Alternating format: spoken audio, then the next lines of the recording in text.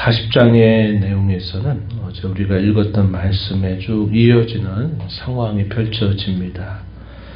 유다 나라가 약 1년 반 정도의 포위 공격을 견뎌내긴 했지만 1년 반 정도의 시간이 지나면서 결국은 시드기야가 왕이 밤중에 도망을 가려 하다가 결국 이 바벨론의 군사들에게 포위하게 되고 바벨론 왕 앞에 데려감을 당하면서 좀 처참한 결말을 맞게 된 내용들이 나타나고 고관들은 다 그 자리에서 죽임을 당하게 됩니다. 이것은 예레미야를 통해서 예고되었던 그 심판의 말씀이 그들에게 임한 것이었다 하는 것을 우리가 살펴보았습니다.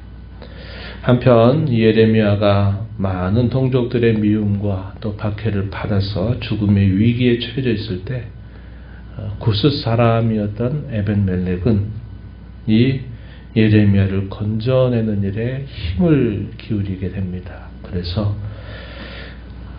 이런 사건이 진행이 되고 있는 동안에는 예레미야와 그의 말을 듣고 따르는 사람들이 많은 어려움을 당하고 시련을 당하는 것처럼 보이지만 하나님이 약속하신 일이 이루어지게 되니까 그 상황이 반대로 역전이 되고 예레미야를 통해 예고했던 말씀을 지키지 않았던 사람들은 심판을 당하게 되는 반면에 하나님이 오랫동안 예레미야에게 약속하셨던 대로 예레미야와 이 에벤멜렉에게는 구원이라고 하는 또 경험을 그들에게 해주셨던 내용들을 우리가 살펴보았습니다. 예레미야에 대한 이 하나님의 약속의 말씀은 이미 예레미야를 40여 년 전에 부르실 때 그에게 하셨던 약속, 예레미야서 1장 8절 19절 내용에 보면 내가 너를 강하게 해서 내가 너를 건져낼 거다, 너를 구원할 거다 라는 약속의 말씀을 주셨는데 결국 하나님은 예레미야를 그 40여 년이 넘는 시간 동안 말씀 전하면서 환영받기보다는 계속 동족들에게 미움을 당하고 왕에게 박해를 당하기도 하고 고관들에게 어려움을 당하지만 또 그럴 때마다 하나님이 약속하신 대로 예레미야를 보호하시고 그의 생명을 지켜주시고 대적 노릇하는 그런 동족들 앞에서 그가 두려워 떠는 것이 아니라 강하고 담대한 마음으로 또 하나님의 말씀을 전해왔던 것을 우리가 확인하게 됩니다. 오늘 우리가 읽은 말씀의 내용은 어제 읽었던 39장 12절 말씀에 소개된 그 말씀에 이어서 펼쳐지는 상황이다 이렇게 볼 수 있겠는데 39장 12절에 바벨론 느부갓네살 왕이 예레미야에 대해서 당시 사령관이었던 느부사라단에게 내렸던 명령입니다. 12절에 그를 데려다가 선대하고 해하지 말며 그가 내게 말하는 대로 행하라. 느부갓네살 왕이 사령관에게 내렸던 말씀인데 예레미야를 선대하라고 하는 명령을 내리게 되었습니다. 그런 내용에 따라서 오늘 40장에서 펼쳐지는 내용은 이 사령관 느부사라단이 예레미야를 석방해주는 그런 내용이 소개가 되고 있습니다. 1절 말씀으로 가서 보시면 사령관 느부사라단이 예루살렘과 유다의 포로를 바벨론으로 옮기는 중에 예레미야도 잡혀 사슬로 결박되어 가다가 라마에서 풀려난 후 말씀이 여호와께로부터 예레미야에게 임하였다. 이렇게 표현됩니다.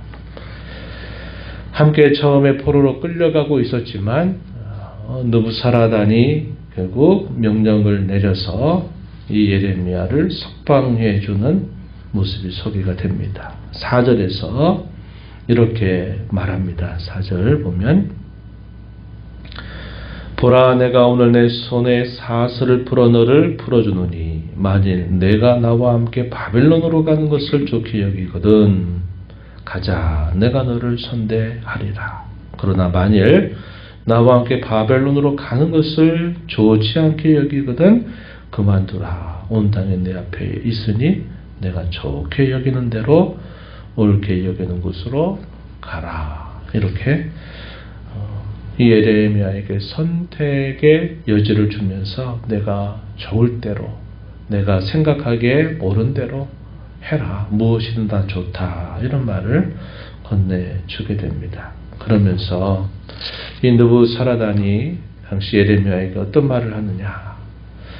하나님께서 말씀하신 대로 이렇게 된 일이다 하는 말을 합니다.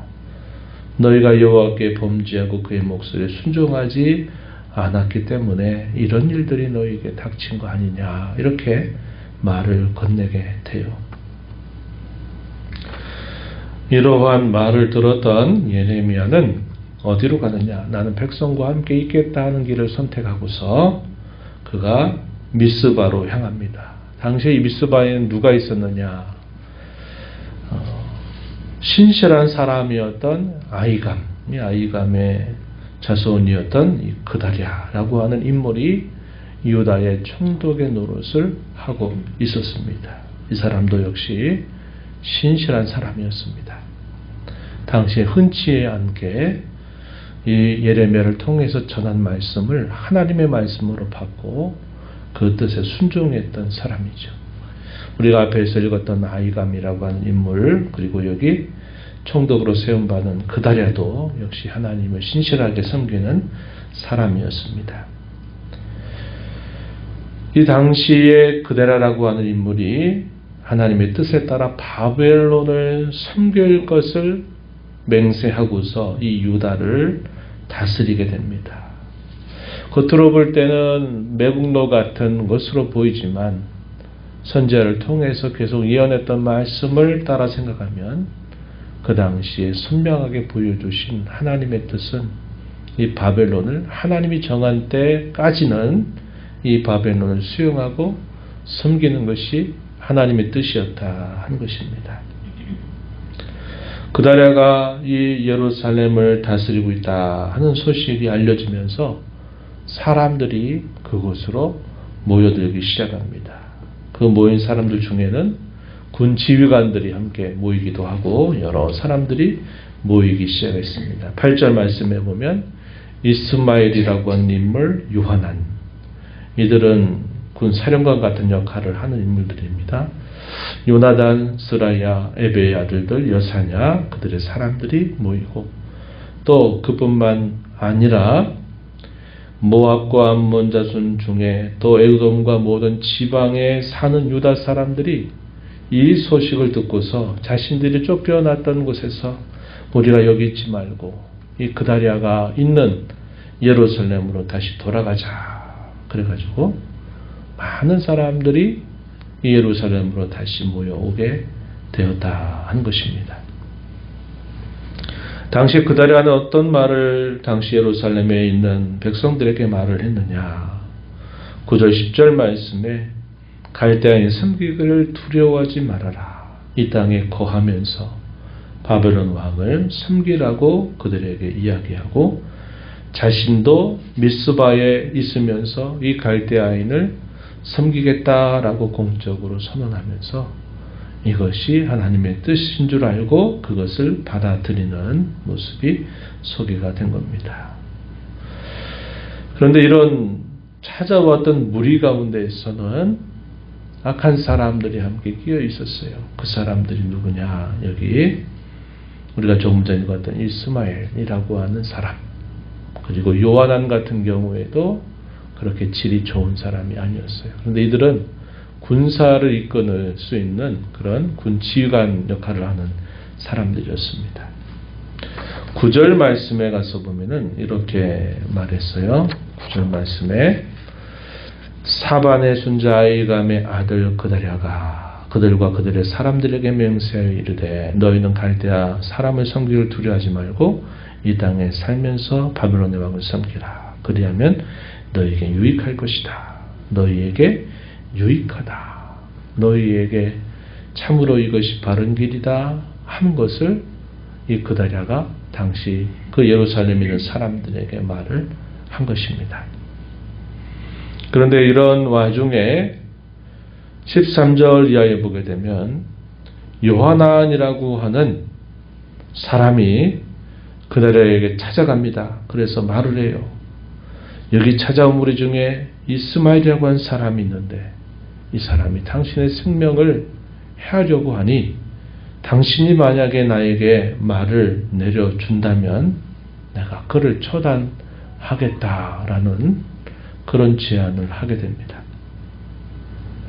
이때에 이 그다리아가 요하난의 말을 믿었을까요? 안 믿었을까요?